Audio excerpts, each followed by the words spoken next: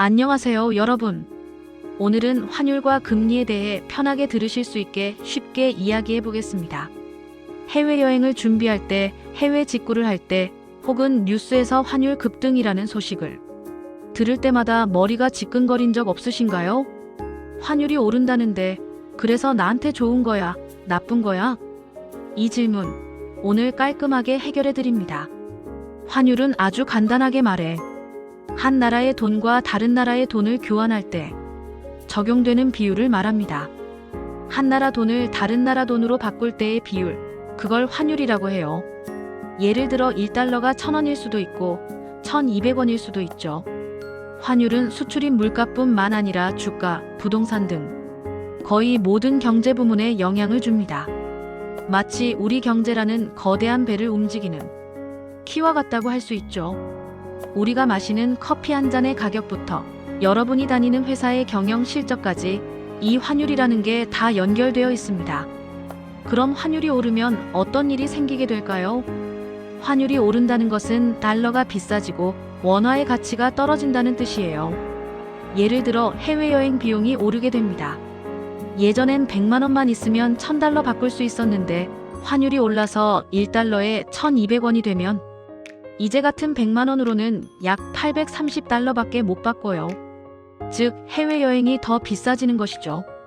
환율이 오르게 되면 물건을 해외에 파는 기업, 즉 수출 기업은 유리해집니다. 예를 들어 한국 기업이 미국에 장난감을 1달러에 판다고 해보겠습니다. 환율이 1,000원일 땐 1달러는 1,000원이고 환율이 1,200원이 되면 1달러 1,200원이죠. 똑같이 1달러를 받아도 더 많은 원화를 벌게 됩니다. 그래서 환율이 오르면 수출 기업에게는 이득이 되는 것이죠. 반대로 해외에서 물건을 사야 하는 수입 기업은 손해를 보게 됩니다. 미국에서 1달러짜리 원자재를 사오면 환율 1,000원일 때 1달러는 1,000원이고 환율 1,200원일 때 1달러는 1,200원이죠. 같은 물건을 사도 돈을 더 많이 내야 합니다. 그래서 환율이 올라가면 수입 기업에게는 좋지 않은 것이죠. 반대로 환율이 내리면 해외여행 저렴하게, 수출 기업에게는 좋지 않고 수입 기업에게는 좋은 일이겠죠.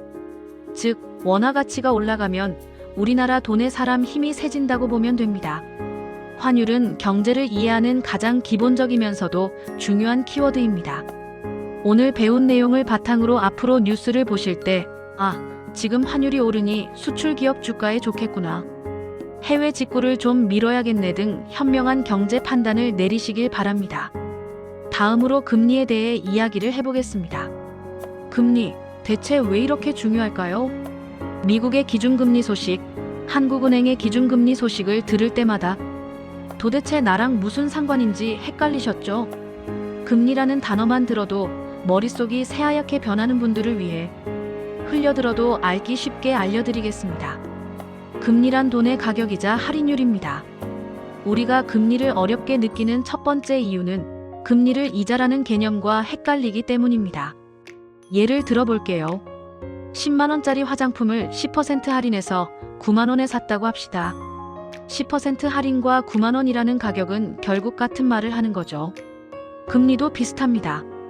금리는 돈을 빌려주고 받는 이자율로 볼 수도 있지만 경제학에서는 더 근본적으로 돈의 가격이라고 부릅니다. 즉 현재의 돈과 미래의 돈을 교환하는 비율이라고 생각하면 이해하기 쉽습니다. 내가 지금 당장 100만 원을 포기하고 미래에 105만 원을 받기로 했다면 돈의 가격 즉 금리는 5%가 되는 거죠. 금리가 높다는 건 돈의 가치가 높다는 뜻입니다. 돈을 빌리는 대가가 비싸진다는 뜻이에요. 반대로 금리가 낮다는 건 돈을 빌리는 대가가 싸진다는 뜻입니다. 이 점을 머릿속에 꼭 넣어두고 다음 단계로 넘어가 보겠습니다.